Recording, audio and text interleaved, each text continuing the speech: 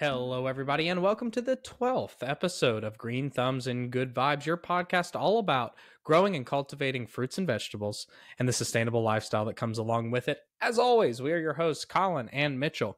And today, a very special episode where we will be brainstorming the future of Mitchell's chickens. He's just received some. So I'm going to kind of be interviewing Cam a little bit, some questions I have had about chickens, some things he might be questioning going forward, exactly how we're going to execute these things. So we're going to talk about all the stages along the way of this chicken journey. So sit back, relax, and enjoy. So to start out, Mitchell, let's talk about, you just got them in the mail. What has happened just so far? Catch us up with right now. Yep, they just came in the mail on Thursday. It's currently Saturday, so I've had them 2 days. So, I'm quite the expert already with them. Thankfully, I was pretty prepared beforehand. I wasn't exactly sure what it was going to be like getting into it. And I've never actually interacted with chickens personally myself. But it's been something that I've always wanted to do, playing like Harvest Moon and Stardew Valley type games like the Farming Simulator. For some reason, that just got me very hyped about chickens. And also, like you said, the sustainable lifestyle. I want to start getting eggs from them so I don't have to rely on like the supermarket as much. And that's where I'm going to be getting a lot of my protein intake because, of course, I can get a lot of like carbohydrates and stuff from the garden, which we have multiple videos on.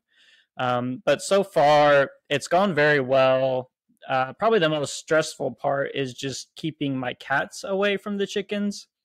I bought one of those kind of like ice tank type baths, the big it's like what you use Like a for trough. for livestock for water, and it's 6 foot long by 2 feet wide, 2 feet tall. And just so people get a perspective, is about $200 including tax. So pricier option. There are other options, of course, that are pretty much free. Like I've seen people online who just basically get a huge cardboard box and then cut segments into it, and you make like a big circle with the cardboard, and then it's essentially free. But the trough, once the chickens are growing up and not using it anymore, I'll start using it for ice baths outside like you do every once in a while. So it's going to have a purpose after the chickens as well. That's awesome. So I know we had talked just briefly, so we haven't talked much about these chickens, everyone, purposefully to talk about them in this video, but we did mention one thing, which was sort of a dangerous option at the beginning. You were going to just use the wood chips. This is a normal bedding material used for a lot of animals of, smaller sizes and things like this. But you said that wasn't good, that the pine mulch might cause an issue and that you were looking for straw instead. So I wanted to hear how that was resolved. Yep. Yeah, I used the chopped straw instead, which has worked very, very well. It's so weird because I see almost every single website says, use, I think the pine shavings is what it was, some kind of like wood shavings. And it'd probably be okay. But yeah, I like we were talking about, I saw that one website that said wood type shavings gives off a dust and the chickens can inhale it. And just over time, it kind of harms their lungs. They're not going to have as long of a lifespan. It's probably not going to kill them, but it can just cause issues down the road. So the chopped straw, very good alternative. I went to Tractor Supply here in Indiana and got 2 big kind of like bales almost of chopped straw. Very cheap. It was like $10 or $15 per big container. And just one container filled almost 6 inches of the 6x2 trough. So I still have a whole nother container, that I can just probably at some point I'll do a big clean of the trough and then just swap it out with the different hay container. And also the hay, with the chickens it's good, but you use it on your garden as kind of like a top, right? So I can also use it out in the garden if I need to. I was just about to mention that. Man, I got some uses for that extra hay. I saw somebody today who had taken hay bales or the straw. Just actually, that is an important distinction. Straw, I think, is different than hay as far as gardening Mm-hmm. purposes. Straw. The straw bales, and they've created rows, and then they just put, I don't know, maybe 3 inches of dirt on top, and they planted directly into those and watered those. So you know, like potatoes, I don't know if you've seen this. Just I know potatoes can grow in straw. Like you can mound with straw instead of dirt and produce more potatoes out of your plants. But I guess like Hmm. these guys have taken that like to the extreme. They've done their whole garden. I mean, they had tomatoes and peppers and everything growing out of the straw. So it's must just be so good for the garden. And I Hmm. use it, like Mitchell said, just as a mulch because it's in, you know, it's a light color, so it won't absorb as much heat from the sun. And Mm-hmm. like you said, those bales, like those mini bales that you get, they go a long way. It's highly compacted in there. So you kind of like Yeah. pull out a chunk and you go to put it in a bucket and it just goes like boom and it just fills the Yeah, bucket, right? that's So, exactly what I thought. yeah, exactly. So then you know, it goes a long way for me in the garden, and you can put a nice thick layer to keep the moisture in as well, which is the main purpose of mulch, right? And it works really well. Also, if you're growing things like pumpkins, large melons, even large zucchini, um, another good option too, because you know you want something soft for that thing to grow on, especially like a watermelon. You know, they can rot if they're not on the right material. So it's a great option for those types of things too, just giving a soft landing for plants. But getting back to the Mm-hmm. chickens, so you've got the bale or the we were just talking about straw. You got the container, you have the straw in it. What else do you got? Mm-hmm. So the chick feed, of course.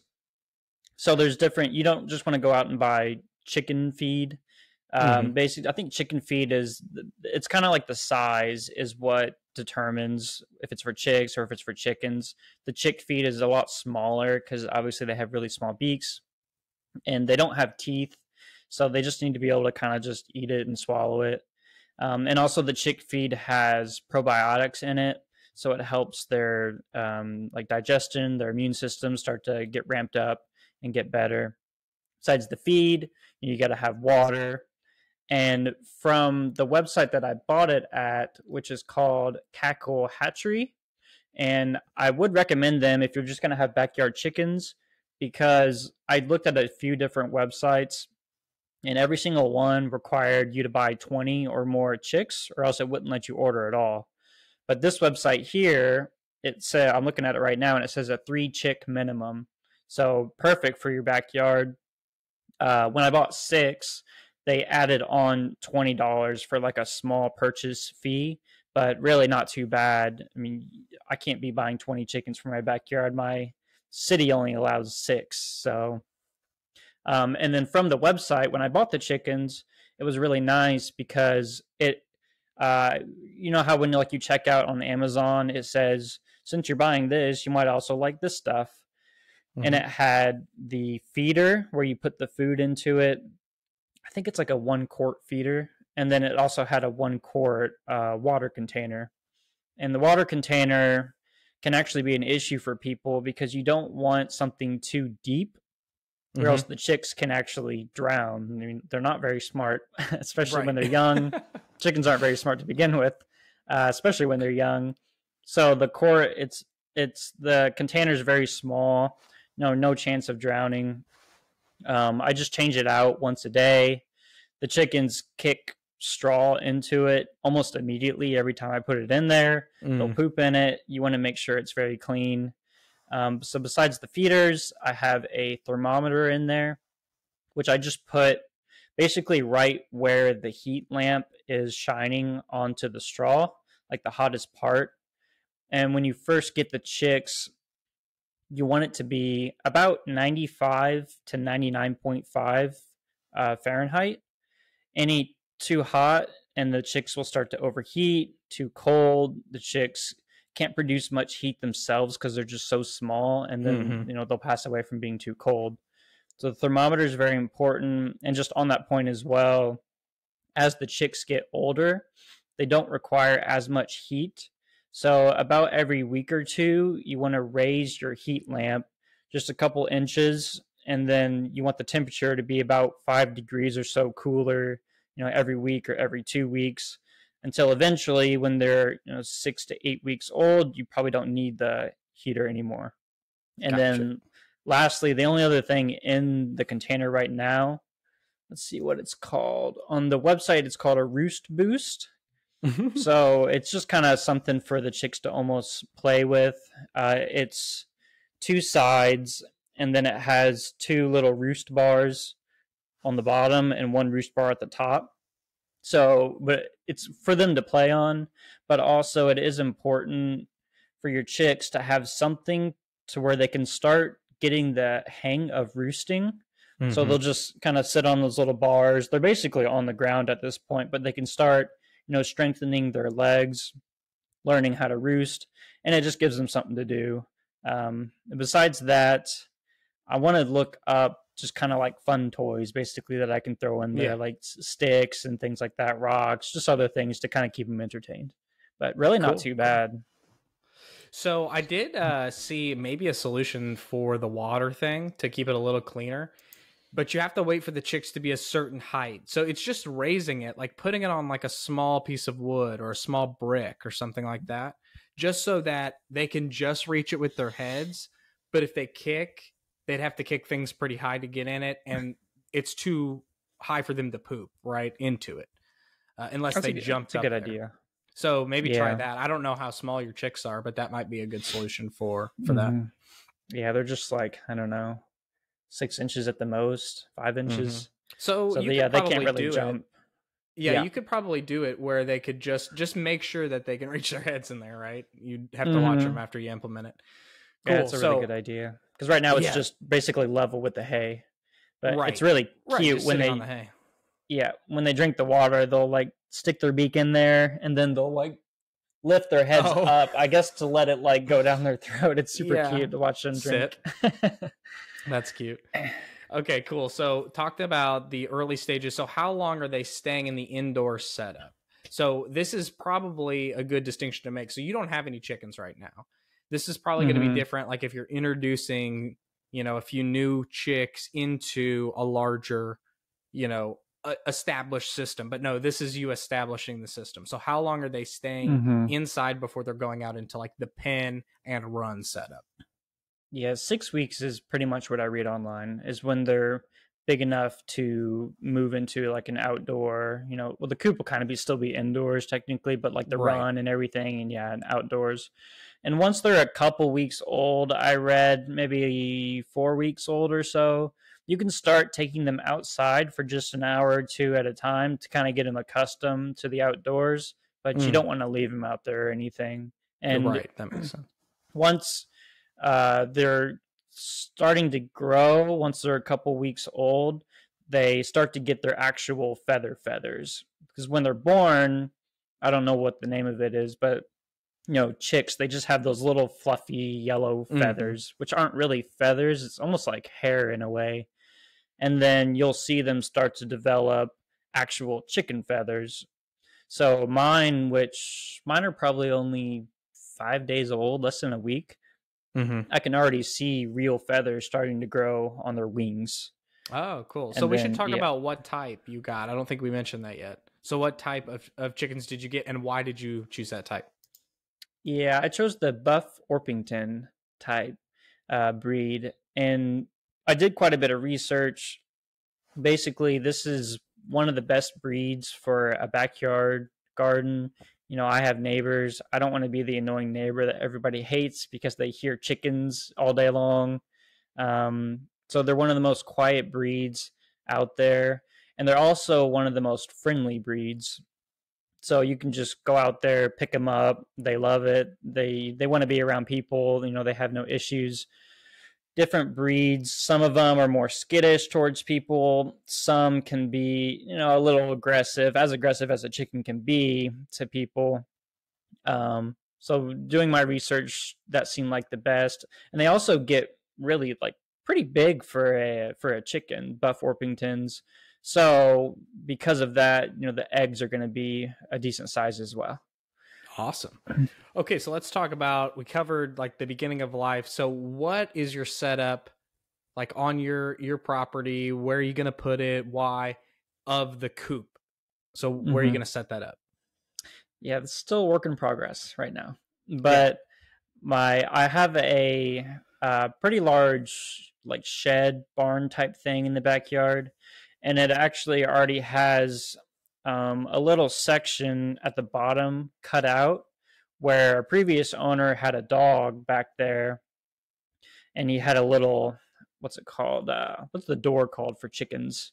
You know, where they go in and out. Oh yeah, like I the can't. little hatch door, you mean? Mm-hmm. He had that for his dog, and he just put plywood back over it and covered it. So I'm just going to take that plywood off and buy one of those doors online that automatically open when they sense sunlight, and they automatically close when it gets darker at night. And I'm still trying to decide on how exactly to set it up.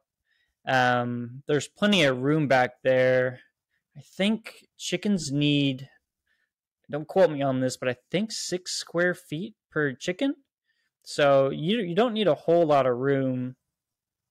So basically, I'm going to put some kind of plywood or wood and then chicken wire across from the wood to just cover it up. I'm going to have a top to it too, just in case maybe, like, who knows, a hawk or really anything climbs in the barn. Even if they get in the barn itself, I don't want them to be able to get to the chickens from there.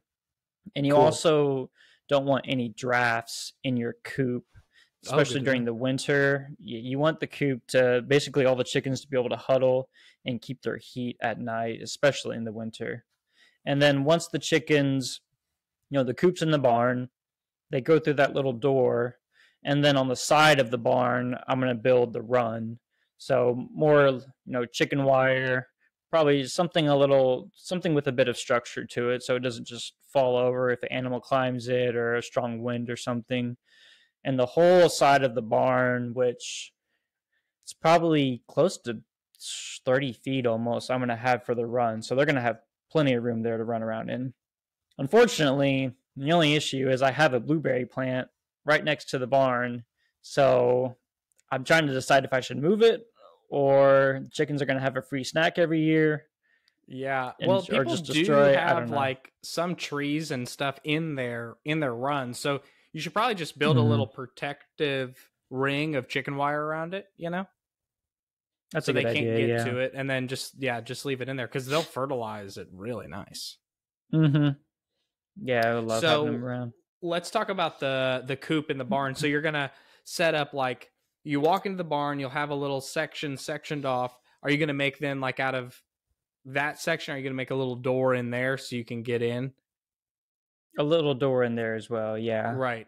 Okay, cool. And then on the outside, you should do like some, next to that timing door, right? You should do some hatches so that you can scoop out everything when you replace the bedding.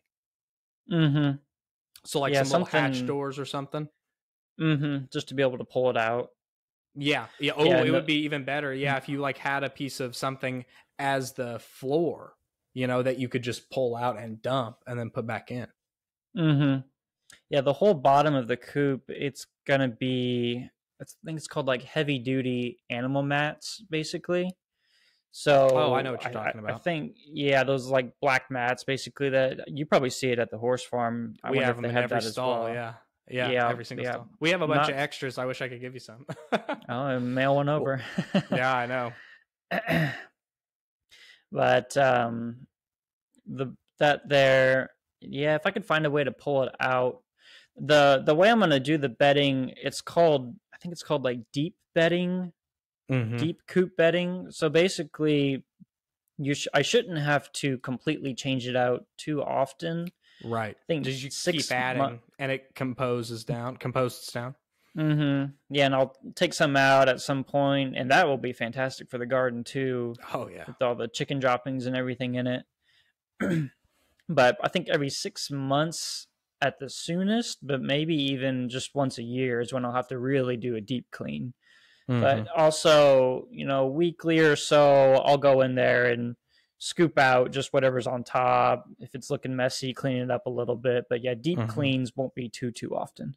Right. One thing to keep in mind with those mats is they're super heavy. So just, if you're only doing it once a year, maybe that isn't a factor for you. But I know out here when we're changing those things out, especially when there's stuff on top of them, they're just tough to manage. That they do get very heavy. Oh, So something to think about. Here's an option: yeah. get yourself a big piece of plywood, and then get a heavy duty tarp, right? And like, when you like upholster a piece of furniture, you'll just put it under and you'll staple it. You Mm-hmm. could do that, and then that would be a lot lighter to then slide out and in. Even if then you put the mats on top, that would be something to easily be able, it's just wood to wood, you would be able to slide it a little bit easier. Oh, I see. Rather than the mat on wood, they kind of stick to each other. Right. That's a good idea. Make yourself something to make that easier, because it'll be so heavy. Mm-hmm. That's Cool. a good idea. So then the run is going to be the outdoor area. That's great. Mm-hmm. Are you going to have a top on that, or is it just going to be more like a high fenced in area? A top for sure, yeah. Top, okay. I see like falcons and stuff flying by, hawks and stuff every once in a while. It's funny because I have a ton of birds in my backyard because I have a bird feeder. And every once in a while, like a predatory bird will fly by, and then all the little birds start chasing after it. Like they're trying to scare it off, basically. Yeah. That's funny. So one thing to think about is like, you're going to be wanting to put garden scraps in there and stuff in the outdoor. So like leave yourself, like maybe make yourself a little hatch, or leave yourself a little hole or something to put that stuff in there. Yep. Yeah, I want like a door for human to walk through, because I want to be able to walk in there as well and clean or whatever, maybe take scraps that they didn't eat out. But yeah, also just like some kind of little window almost that I can just open up and throw stuff in, so I don't have to walk in there and drop it off every single time. So a lot of people do like a two segment door, you know what I'm talking about? So like the bottom and top will open together if you open the bottom, but then you can just open the top, and then the chickens will stay in. Maybe that's your solution. That's a good idea. Yeah, because I haven't done almost any type of like woodworking type stuff, so this is going to be quite the experiment. Yeah. Building it. I'll probably have like my dad and some friends come over who are a little more experienced with that kind of stuff and come help. But yeah, here soon I'm going to start doing like the blueprint, basically. Like it's going to be this long. I'm going to have this kind of wood here. So that's the next step. Cool. And I have about 6 weeks until I need to actually bring them out there, but I don't want to stall, of course. Right. And then inside, you got to think about the perch, as well as like, where is because they like kind of like a confined area to lay the eggs in, right? Like a short ceiling area. Mm-hmm. And ideally, you'd be able to access that from the outside. Yep. Yeah. So what I see people do is you have the coop, say it's like 8x10 or whatever, but right outside of it, you cut little holes in the bottom there, and then you can put like a milk crate or something. And you want, I think it's per 3 chickens, you want one little spot for them to lay eggs. So I actually have 7 chickens because I ordered 6, and they included one extra just in case one of them happened to die shipping here. But thankfully I got lucky. They all survived. So now I just have 7 chickens. So because of that, I'm going to have 3 spots for them to be able to lay the eggs in. And I read whenever the chickens are starting to get to the age of laying eggs, you want to set something in each of those spots. I wish I could remember the name of what it's called, where they actually lay the eggs in there. But you want to put like a golf ball or something in there. Yeah. So the chickens are like, oh, that's an egg. This is where I lay my eggs. Or like a stone that looks like an egg. Yeah, I've seen that done. That's cool. So yeah, that's something where I can just, like lift a hatch, grab the eggs, close it. That's awesome. Yeah, about the size of a milk crate. Mm-hmm. Sweet. Yeah. So I think that pretty much covers all the different types. So what's the output that you can expect? It's all set up. You're getting them outside, ideal conditions. Let's say you have, 6 or 7 hens. What are you expecting on a daily, or maybe it's weekly? I don't know how you calculate that, but what are you expecting here? Yeah. What I read online is the website said Buff Orpingtons can lay 200 eggs a year. So that's about a little more than every other day. So if I have 7 chickens, what would that be? Every other day, 7 eggs like every other day, and three then to you got a week, four, yeah, days a 3 to 4 eggs a day, maybe or so. Mm-hmm. And that's the one thing that I was looking into beforehand is a lot of people will get different types of breeds because some will lay more eggs, some will lay less eggs. And also the different breeds of chickens lay different colored eggs. Yeah, I've seen So, that. and yeah, and that's what a lot of, just backyard gardeners want is going out there. Oh, there's a blue egg. Oh, there's a green egg. Buff Orpingtons just lay brown eggs. So that's all I'll get. Hopefully, uh, I'm sure it'll be different shades of brown and maybe some will be speckled or who knows. But I'm just excited to get the eggs. I'm not too concerned about what they look like, really. As long as they taste good and they're Yeah. very nutritious, I'll be happy. Right, right. That's awesome. Cool, man. Well, I can't wait for the setup. So we'll keep everyone updated as far, as this goes. Maybe we'll do another episode when you move them out into the coop. Mm-hmm. Or, probably some videos when the coop's built, give you a little coop tour before you put them in there, things like that. So keep looking on the page on the YouTube, How to Cultivate on YouTube, also on our website, howtocultivate.com, for updates on all of that. Mitchell, anything else you want to mention, man, before we sign off here? I'll just say too that I'm wanting to be doing just a few videos of kind of my thoughts as I go week to week or every other week on how the chickens are going, just the different types of things that I'm experiencing. Like for example, I recently learned about it's called pasty butt for chicks. So whenever they're using the restroom, it can kind of stick to their behind, and then with the heat lamp right there, it dries up and it can actually block what's called the vent, which is where the eggs will come out of and also other excretions and everything. So this morning when I woke up, 2 chicks had, it's kind of gross, but like dried up poo on their vent. So I had to be like a little doctor this morning and give them a bath with like latex gloves and hot water, and you just kind of set them in there and rub their bum until it's all off, and then use a hair dryer on low to dry them off and just set them back in. Little hair dryer, that's cute. They were not happy when I was rubbing their bum and cleaning them off and everything, but it was funny once I started using the hair dryer. They're like, "Ooh, this is nice. It's nice and warm." I'm just not bad. Yeah. Not too bad. This is an okay experience. Yeah, so just funny. Everyone look out for that. You'll see some videos from me just talking about how it's going, and if you get any chickens yourself, it'll be a good video to watch just to see what your experience will be like when you get them as well.